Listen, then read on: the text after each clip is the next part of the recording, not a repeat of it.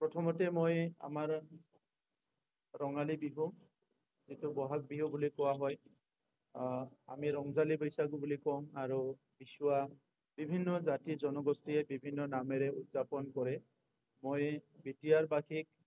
ৰংজালী বৈশাগুৰ শুভকামনা জ্ঞাপন কৰিছোঁ আৰু এইবেলি আমাৰ জাতীয় উৎসৱ বিহু বিচুৱা বা ৰংজালী বৈশাগু উদযাপনটো খুব সুন্দৰকে হ'ব তেনেকুৱা এটা দেখা যায়, কাৰণ বতৰো খুব সুন্দৰ হয়। তো সেইকাৰণে মই সকলোকে বিহুৰ শুভকামনা জ্ঞাপন কৰাৰ লগতে আমাৰ জাতীয় উৎসৱটো খুব ভালকে উদযাপন কৰিবলৈ আহ্বান কৰিছোঁ। বিশেষভাৱে এতিয়া বিটিয়াৰ অঞ্চলত আমি যি চিন্তাধাৰা লৈ পেলাই ৰাজনীতিটো আৰম্ভ কৰিছোঁ, ইয়াত সকলো জাতি জনগোষ্ঠীৰ এটা অংশীদাৰী এটা UPPL দলত আছে। সকলো জাতি জনগোষ্ঠীৰ প্ৰেজেঞ্চ এটা UPPL দলত আছে। কিন্তু দীঘলীয়া সময়ত আমাৰ মাজত যিটো সমন্বয়, সেইটো ক'বাত নহয় ক'বাত কমি গৈছিলে আৰু ডাঙৰ ভুল বুজাবুজি হোৱা নাই যদিও আমাৰ ভুল বুজা যিটো মানে সম্পৰ্ক আৰু সম্বন্ধ এইটো ক'বাত নহয় ক'বাত অলপ কমি গৈছিলে। আৰু সেইকাৰণে বিটিয়াৰ অঞ্চলটো যিহেতু 35 লাখ জনসাধাৰণ আছে আৰু আমি বুজি পাওঁ যে এই 35 লাখ জনসাধাৰণ বসবাস কৰা এখন ঘৰ য'ত বড়ো আছে, ৰাজবংশী আছে, গোৰ্খা আছে, অসমীয়া আছে, বঙালী আছে, মাইনৰিটি আছে,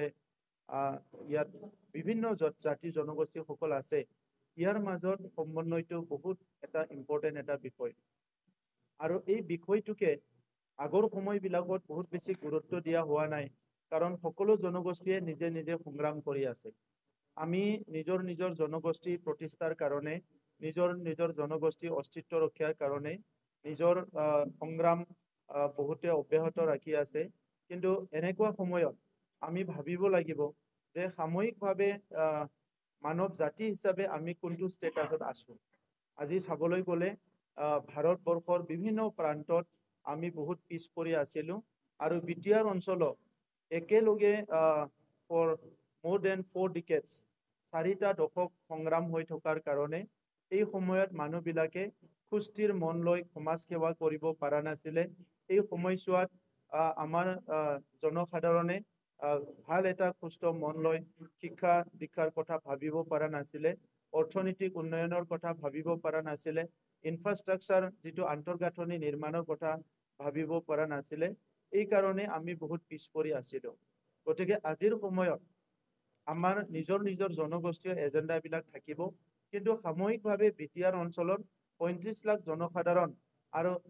এখেতসকলৰ বা আমাৰ সকলোৰে গাঁৱে ভূঞে উন্নয়ন এইবিলাক কথা আজি চবেই চিন্তা কৰিছে। যোৱা 2020 চনত শান্তি চুক্তি হোৱাৰ পিছত সকলো মানুহে আজি উদাৰ মন লৈ ওলাই আহিব পাৰিছে, ভালকে চিন্তা কৰিব পাৰিছে। এটা সময় আছিলে যে ৰাতিপুৱাৰ পৰা গধূলি ইয়াত বন্দুকৰ আৱাজ শুনিছিলে, হিংসা হৈছিলে। এই পৰিৱেশত মানুহবিলাকে অপেনকৈ চিন্তা কৰিব পৰা নাছিলে আৰু বহুত দূৰলৈকে চিন্তা কৰিব পৰা নাছিলে। কিন্তু যোৱা 3টা বছৰত ইয়াত UPPL BJPৰ যেতিয়া চৰকাৰ আহিল, আজি এই কথাখিনি, এই সমস্যাখিনি আমি সকলো দায়িত্ব লৈ সমাধান কৰাৰ পিছত, শান্তি প্ৰতিষ্ঠা কৰাৰ পিছত এটা ভাল পৰিৱেশ অহাৰ পিছত পুনৰ জাতি জনগোষ্ঠীয়ে সমন্বয়ৰ কথা ভাবিবলৈ সময় পাইছে, উন্নয়নৰ কথা ভাবিবলৈ সময় পাইছে আৰু আমাৰ ক'ত ভুল হৈ গ'ল, ক'ত ভাল হৈ গ'ল এইবিলাক বিশ্লেষণ কৰিবলৈ সময় পাইছে। গতিকে আজিৰ সময়ত কোচ ৰাজবংশী জনগোষ্ঠীৰ এজন শক্তিশালী নেতা অৰুণ ৰয় ডাঙৰীয়া আমাৰ দলত যোগদান কৰিছে, তেখেতৰ সতীৰ্থসকলৰ লগত। আৰু এইটোৱে আমাৰ দলক আৰু শক্তিশালী কৰি তুলিব আৰু আমাৰ দলৰ তৰফৰ পৰা কোচ ৰাজবংশী জনগোষ্ঠীৰ প্ৰতি যিটো দায়িত্ব, তেখেতসকলৰ উন্নয়ন, তেখেতসকলৰ মাটি বাৰী বিভিন্ন সমস্যা সমাধান কৰা, ইয়াত আমি আৰু একখোজ আমি আগবাঢ়ি যাব পাৰিম একেলগে মিলি, মই এইটোকে আশা কৰিছোঁ। আৰু বিভিন্ন দল সংগঠনৰ নেতৃবৃন্দ, জাতীয় সংগঠনৰ নেতৃবৃন্দ আমাৰ দলত আহি আছে। অহা কেইদিনমান পিছতো আপোনালোকে বিহুৰ সময়তে দেখিবলৈ পাব বিভিন্ন জনগোষ্ঠীৰ দায়িত্বশীল নেতাবিলাকে এতিয়া আমাৰ দললৈ আহিব বিচাৰিছে। আমাৰ দল মানে আমাৰ সকলোৰে দল, এই UPPL দললৈ আহিব বিচাৰিছে। মই তেখেতসকলকো আদৰণি জনাইছোঁ আৰু একেলগে মিলি এখন সুন্দৰ বিটিআৰ গঢ়াৰ কাৰণে আমি আগবাঢ়ি যাম। পোনপ্ৰথমে মই আজি এই সংবাদ মাধ্যমৰ জৰিয়তে ৰঙালী বিহু লগতে ৰংজালী বৈশাগু বিচুৱা অৰ্থাৎ বিভিন্ন জনগোষ্ঠীসকলে যি নামকৰণে কৰে সেইমতে আজি সকলোকে মই শুভেচ্ছা জনাইছোঁ যে সঁচাকৈ আজি ভাল লাগিছে আজি যোগদান কাৰ্যসূচীত অংশগ্ৰহণ আৰু মই নিজেও আজি অংশগ্ৰহণ কৰিলোঁ। মই ভাবোঁ যে আগন্তুক দিনত যি আমাৰ সমস্যা কোচ-ৰামচি শংকৰৰ লগতে বিভিন্ন জনগোষ্ঠীৰ যিবোৰ সমস্যা সেই সমস্যাসমূহ সুস্থিৰ আলোচনাৰ মাজেৰে আমি আগবঢ়াই নিব পাৰিম আৰু লগতে যি আমাৰ মাজত আগতে ভুল বুজাবুজি আছিল এই ভুল বুজাবুজিসমূহ আমি কেনেকৈ আঁতৰাব পাৰোঁ সমাজত বিশেষকৈ বড়ো নন বড়ো আদি কৰি যিবোৰ মানে এটা ভুল আণ্ডাৰষ্টেণ্ডিং আছিল ভুল বুজাবুজি আছিল আৰু এই ভুল বুজাবুজিসমূহ আমি যাতে আঁতৰি যায় আৰু সেইকাৰণে মই আজি এই দলত যোগদান কৰিছোঁ আৰু এই দলত যোগদান কৰি ৰাইজৰ অৰ্থাৎ কোচ-ৰামচিৰ যিখিনি সমস্যা এই সমস্যাসমূহ আমি সমাধান কৰাৰ কাৰণে আমি নিশ্চয় চেষ্টা কৰি যাম। ইতিমধ্যে চিফ ডাঙৰীয়াই কথাখিনি কৈ গ'ল যে জনজাতিকৰণ আৰু যিটো ক্ষমতাপুৰৰ কথা আহিছে হয় আমি বহুত দিন সংগ্ৰাম কৰিলোঁ জনজাতিকৰণ আৰু ক্ষমতাপুৰ বা ভাষাৰ ক্ষেত্ৰত আন্দোলন কৰি আহিছোঁ। মই ভাবোঁ যে আজি সংবাদ মাধ্যমৰ জৰিয়তে মই মাননীয় চিফকো অনুৰোধ কৰোঁ ভাষাটো যদি অৰ্থাৎ প্ৰাইমাৰী লেভেলত কোচ-ৰামচি ভাষাটো যদি কিবা কৰি অন্তৰ্ভুক্ত কৰাৰ কাৰণে মই অনুৰোধ কৰিলোঁ আজি যাতে চেষ্টা কৰে আৰু লগতে সকলোৱে মিলি যিটো মই এজন বিটিআৰৰ বাসিন্দা হয় ইয়াতে জন্ম হৈছোঁ গতিকে মই ভাবোঁ যে আগতে যিবোৰ হৈ গৈছে যিবোৰ অলপ গেপ পৰি আছিল এই গেপসমূহ আমি কেনেকৈ এটা সমন্বয় কৰিব পাৰোঁ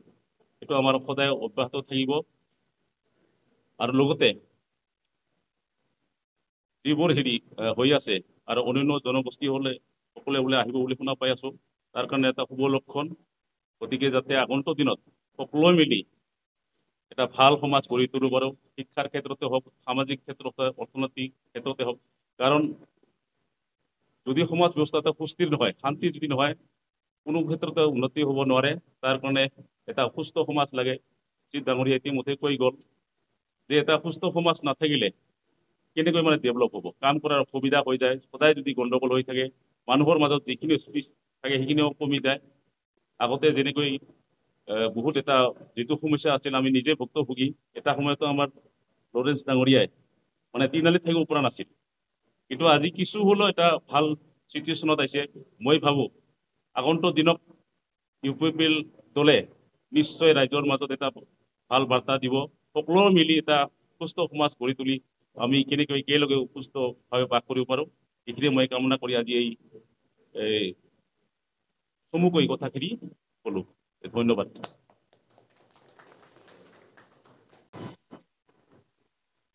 আজি আমাৰ ভোগালী বিহুৰ আগমুহূৰ্তত ৰঙালী বিহুৰ আগমুহূৰ্তত চন্দন ব্ৰহ্ম ডাঙৰীয়া আমাৰ দললৈ আহিব তেখেতক আমি আদৰণি জনাইছোঁ আৰু তেখেতৰ দীঘলীয়া যিটো ৰাজনৈতিক এক্সপিৰিয়েঞ্চ সেইটো আমাৰ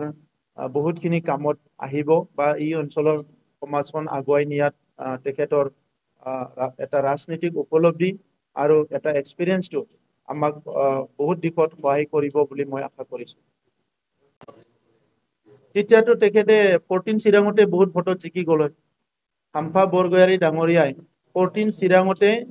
তেখেতে 3বাৰকৈ ডেপুটি চিফ হৈ 14 চিৰাঙতে হাৰি গ'ল এইটোৱে প্ৰমাণ কৰিছে যে তেখেতে যে একো কাম কৰা নাই আৰু কাম কৰা ব্যক্তি নহয় জাষ্ট এ জেণ্টেলমেন এজন ভদ্ৰলোক হয় খাম্ফা বৰগয়াৰী ইয়াৰ বাহিৰে আৰু একো নাই ইয়াৰ লেফ্ট আৰু ৰাইট কমেণ্ট কৰিবলৈ খাম্ফা বৰগয়াৰী একো নাই জাষ্ট এ ভদ্ৰলোক ভাল ড্ৰেছ পিন্ধে ভাল কথা কয় ভাল চলন ফুৰণ কৰে মানে এইটোৱে যথেষ্ট আৰু তেখেতৰ কাৰণে কমেণ্ট কৰিবলৈ ইয়াতকৈ আৰু বেছি সমাজৰ কাৰণে সি বেছি তলতো নামিব নোৱাৰে বেকা বেকিও হ'ব নোৱাৰে ক'ত কি হৈছে ক'ত কি হোৱা নাই কথাও নোৱাৰে ইলেকশ্যন অহাৰ কাৰণে এবাৰ দুবাৰ মিডিয়াত ওলাইছে বাকী 5 বছৰ আপুনি কিবা মিডিয়াত কিবা ইস্যু কৈছে নেকি যোৱা 5টা বছৰত ইমান সমস্যা হ'ল আগৰ বছৰবিলাকত কোনো দিনেতো ওলাই নাহে সমাজৰ এটা দায়িত্ব লয় মানুহ এজনে আগত যাই যদি সমাজখনক নেতৃত্ব নিদিয়ে কাম নকৰে তেনেকৈ হ'লে কেনেকৈ হ'ব অকল নিৰ্বাচনৰ সময়ত ওলাই আহি দুটা কথা ক'ব ইয়াৰ পিছত দেখা পাব যে নেক্সট আৰু 5 বছৰ আৰু দেখিবলৈ নাপায় ৰাতিপুৱাই ওলাই গ'লে কোনোবা টিম আছে টিমৰ লগত বহি থাকে কি কৰে কি নকৰে তেখেতসকলে জানে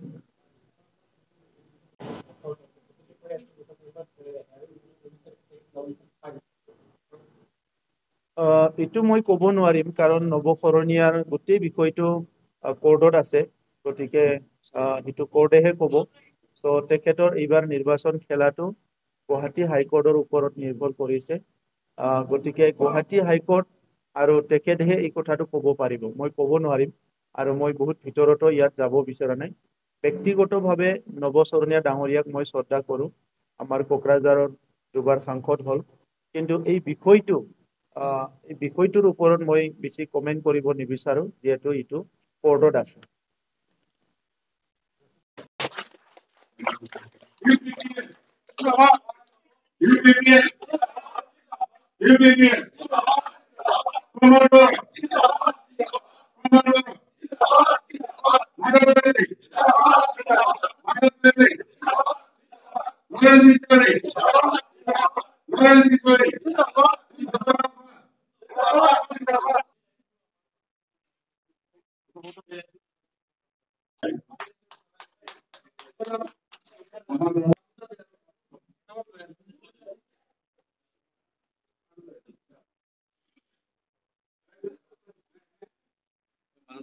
চাওক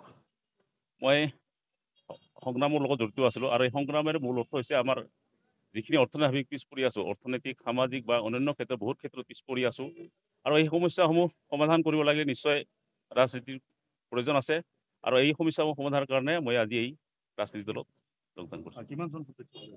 আজি মৰিলে 32 আছে আৰু ইয়াৰ পিছতো যোগাযোগ কৰি আছে এই কাৰ্যসূচীসমূহৰ পৰ্যায়ক্ৰমে চলি থাকিব আৰু বহুত মানে যোগদান কৰাৰ সম্ভাৱনা আছে যোগদান কৰাৰ মেইন কাৰণ হ'ল কিছু মই আঞ্চলিক দলৰ প্ৰতি বিশ্বাস আছিলোঁ আৰু এই আঞ্চলিক দলৰ প্ৰতি বিশ্বাস থকাৰ কাৰণে যিহেতু আমাৰ আঞ্চলিকৰ বহুত সমস্যা আছে এই আঞ্চলিক সমস্যাসমূহ সমাধান কৰিব লাগিলে নিশ্চয় আঞ্চলিক দলৰো প্ৰয়োজন আছে আৰু সেই হিচাপে ভাবি মই আজি আঞ্চলিক দলত যোগদান কৰিছোঁ জাতিটোৰ আপুনি থকাতে জনজাতিকৰণৰ ক্ষেত্ৰত জাতিটোৰ উত্তৰণৰ ক্ষেত্ৰত আপুনি মাত মাতি আহিছিল এতিয়া ৰাজনৈতিকভাৱে আপুনি কেনেদৰে চাওক যিহেতু আমাৰ সমস্যাটো ৰাজনৈতিক সমস্যা নিশ্চয় আমি চৰকাৰ আছোঁ এই দাবীবোৰ ক'ব লাগিব এজন কৰ্মকৰ্তা হিচাপে যদিও মই ৰাজনীতিক দলত অংশগ্ৰহণ নিশ্চয় আমাৰ জাতিৰ যিখিনি দাবী আমি সেইখিনি চৰকাৰক জনাব লাগিব আৰু যাৰ ফলত মই এই ৰাজনীতিক দলত অংশগ্ৰহণ কৰিছোঁ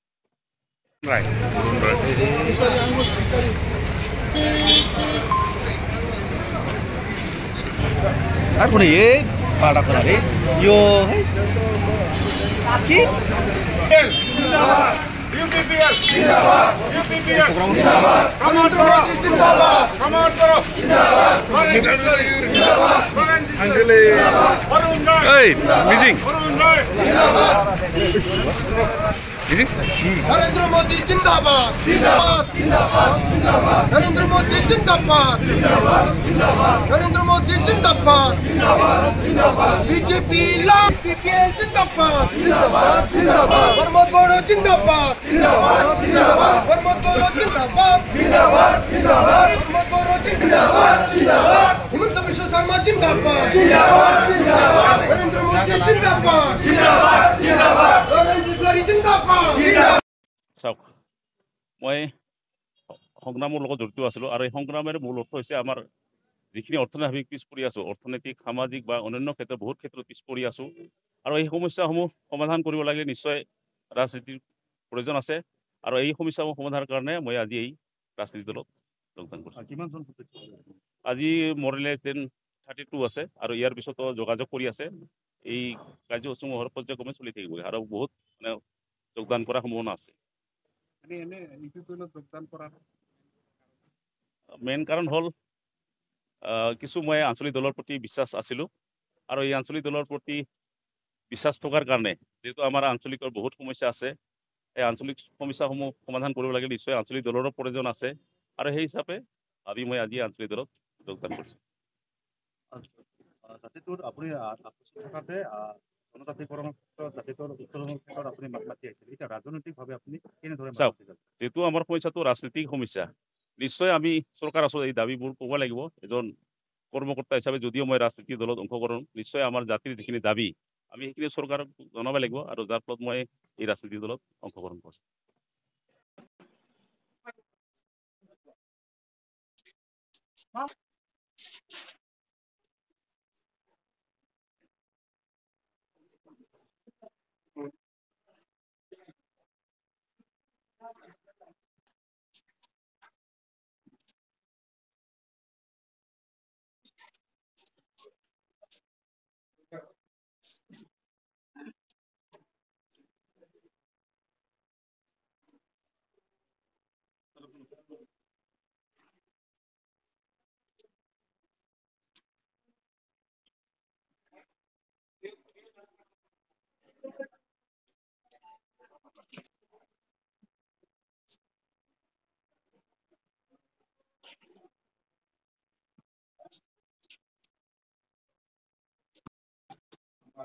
বতৰৰ এটা দেখিবলৈ পাইছোঁ। যোৱা এমাহমান আগৰ পৰা বৰষুণ দি থকাৰ কাৰণে গছ গছনিয়ে সঁচাকে দুৰ্যোগ লাভ হৈছে আৰু মই ঘূৰি আছোঁ গাঁওবিলাকতো আনন্দিত হৈছোঁ প্ৰাকৃতিক দেখি পাই পেলাই। আৰু যে আমাৰ বহুত বছৰৰ পৰা 3 বছৰ বিহু খাব নোৱাৰে হয়। কিন্তু এইবাৰ 2 টাইম হ'ব এইবছৰ হ'ল আৰু অহা বছৰ যিটো হ'ব লাগিছিলে এইটো মানে আমাৰ ডিচেম্বৰত হ'ব কাৰণে বছৰ আমি বিহু খাব পাম আৰু পিছৰ বছৰ আকৌ বিহু খাব নাপাব আকৌ ডিচেম্বৰ যিয়ে নহওক আজি এতিয়া অঞ্চলতো লাহে লাহে দেখিছোঁ যে নতুন পৰিৱেশ এটা আহিছে। বিভিন্ন ক'ব পৰা আৰু নোৱাৰা বিভিন্ন কাৰণৰ কাৰণে আমাৰ জাতি জনগোষ্ঠীৰ মাজত সৃষ্টি হৈছিলে, ভুল বুজাবুজিৰ সৃষ্টি হৈছিলে আৰু এইবিলাক হৈ গৈ এটা সময়ত বড়ো আন্দোলন এটা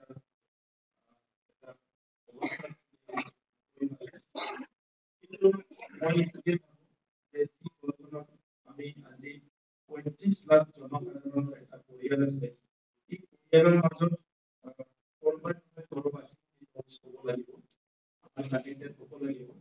নহলে আমি এজনে আনজনক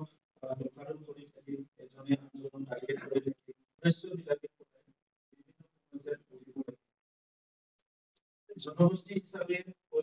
জনগোষ্ঠীৰ কিছুমান ইছ্যু আছে, যি ইছ্যুবিলাক বহুত দিনৰ পৰা চলি আছে আৰু এই ইছ্যুটো সংবিধানৰ লগত অলপমান ৰিলেটেড হয় আৰু কিছু কেন্দ্ৰ আৰু ৰাজ্য চৰকাৰে সমাধান কৰিব লাগিব। কিন্তু কিছুমান ইছ্যু আছে যিটো নেকি সংবিধানৰ লগত কোনো লিংক নাই। ৰাস্তা স্কুলটো ভাল কৰিব লাগে, গাঁওখনৰ মন্দিৰটো আপোনাৰ সংস্কৃতিটো ভালকৈ ৰাখিব লাগে। এনেকুৱা কিছুমান কাম আছে যিটো নেকি সংবিধানৰ লগত নহয়, কিন্তু আপুনিয়ে কৰিব লাগিব। কিন্তু যেতিয়া দীঘলীয়া সময় সংঘৰ্ষ কৰি থাকিব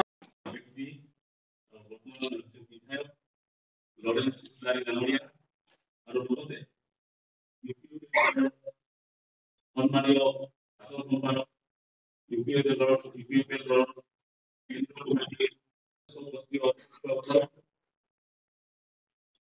আজি এই যোগদান আমি নিশ্চয় ইয়াৰ উদ্দেশ্য আছে আৰু সেই উদ্দেশ্য ভাবি মই আজি এই ইউটিউবৰ দলত যোগদান কৰিছোঁ। হয় মানে বহুত দিন সংগ্ৰাম কৰিলোঁ, আজি প্ৰায় 20-25 বছৰ ধৰি আজি আমি সংগ্ৰাম কৰিছিলোঁ। কিন্তু এই সংগ্ৰামৰ আমাৰ মাজত যি এটা খুব বেছি বুজাবুজি আছিল কিছুমান অসুবিধাৰ সন্মুখীন হৈছে তাৰপিছত মহিলাজন সংগ্ৰামৰ লগত আগৰ কিবা আৰু আমাৰ বছৰৰ প্ৰায় লক্ষ্য থকা এই সংগ্ৰামৰ লগত জড়িত হৈ আছিল তেওঁ নিশ্চয় ভালদৰে আমাৰ সমস্যাসমূহ জানে আৰু মই ভাবিলো যে এই সমস্যাসমূহ কিছু সমাধান কৰিব লাগে আমাৰ ভ্ৰমণ জৰিয়তে মাননীয় চিন্তাই কথাখিনি কৰিব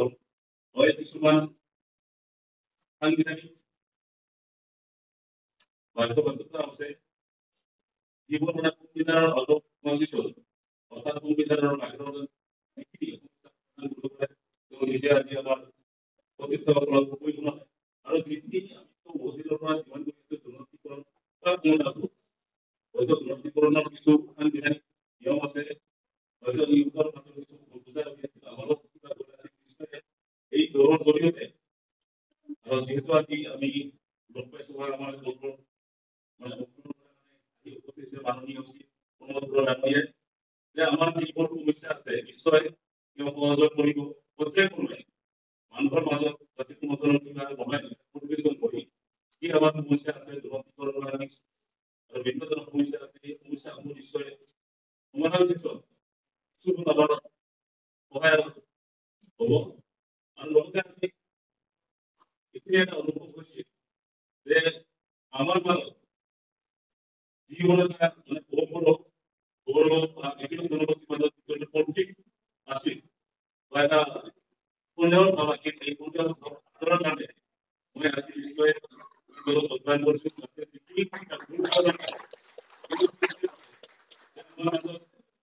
যি গুৰুত্ব আছিল বুজোৱাৰ চেষ্টা কৰিম আৰু লগতে আমাৰ যিখিনি সমস্যা আছে যি সামাজিক হওক বা অন্যান্য ৰাজনৈতিক অৰ্থনৈতিক ক্ষেত্ৰতে হওক বা আৰু বিভিন্ন ধৰণৰ সমস্যা আছে এই সমস্যাবোৰ সমাধানৰ কাৰণে নিশ্চয় আমাৰ কৰ্মবোৰক ডাঙৰীয়াই ষ্টেপ ল'ব আৰু লগতে আগন্তুক দিনত মই খুব বেছিকৈ নকওঁ আৰু প্ৰত্যেকতে মই নিশ্চয় মানুহ আহিব মই ইতিমধ্যে গম পাইছো মোৰ লগত কিন্তু পাব্লিকে নহয় গতিকে এইবোৰ যাতে নহয় নিশ্চয় সহযোগিতা পাম আৰু সেই সহযোগিতাৰ জৰিয়তে মই যেন সদস্য বা কৰ্মকৰ্তা হৈ নিশ্চয় কাম কৰে মানে আগবাঢ়ি যাম ভগৱানে যাতে সহায় কৰে এইখিনিকে কামনা কৰি আমি খুব বেছি আজি দীঘলীয়া হয়তো অলপ দলৰ সময়ৰ পিছত কথাখিনি বুজি পোৱাৰ পিছত ভালদৰে